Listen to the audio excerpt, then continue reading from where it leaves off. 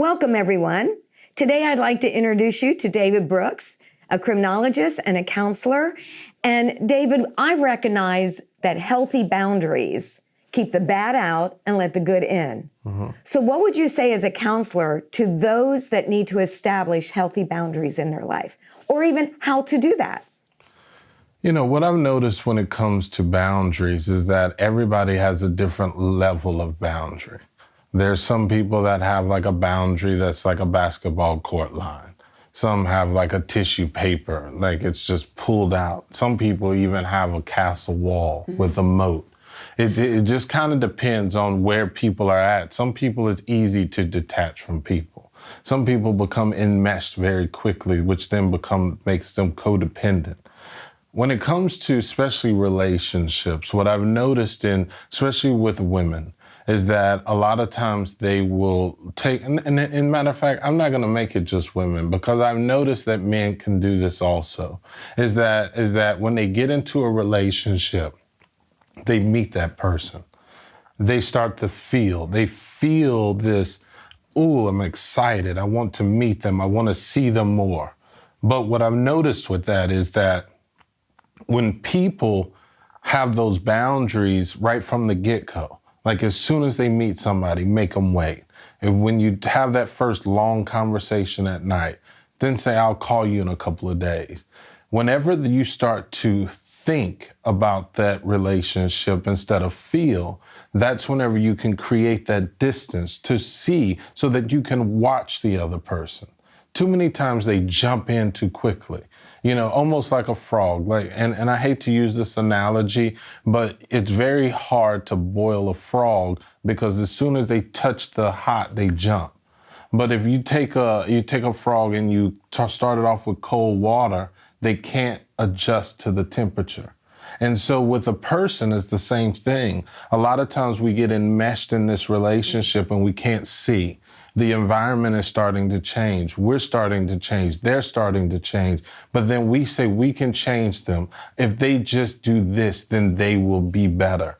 But a lot of times we don't. We don't even take that time and we just constantly keep running on a treadmill.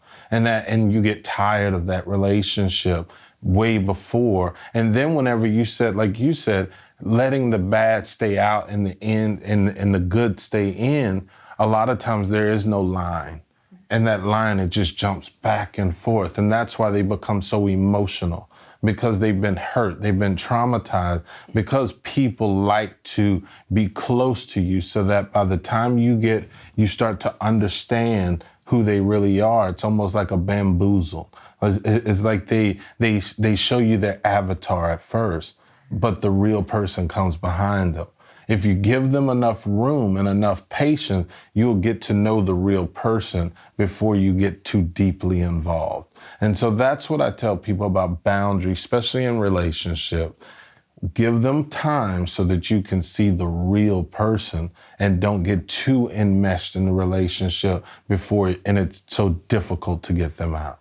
So it's really walking in a wisdom, a cognitive understanding, a very intentional process rather than being overwhelmed by all these emotions of love, you know, and all those chemicals surging through your body. And do you think sometimes people don't put up boundaries because I'm so afraid I'm going to lose you?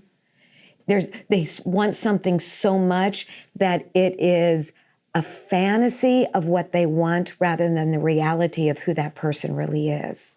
People will take the right now person over the right person. A lot of times they meet people and they fulfill a certain thing. It's almost like a puzzle piece. It's like it connects well, but only on one side. And there's so many other facets of that person that will go unmet, but they're so happy to have that one aspect of their life, financially, power, whatever it is that they want to connect. It's almost like a pseudo environment, a pseudo identity to create a pseudo community. But it's a whole bunch of people doing that.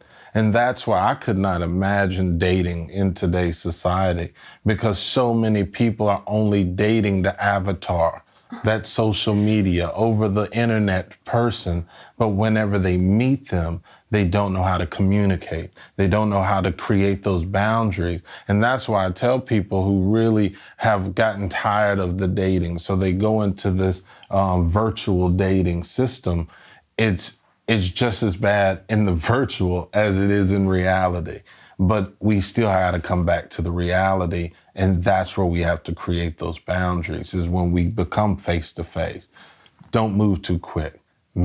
Watch them for a second and then make the next step. Instead of just going 2 feet in, it's like a hot tub. Put 1 foot in and then sit down. Don't just jump in.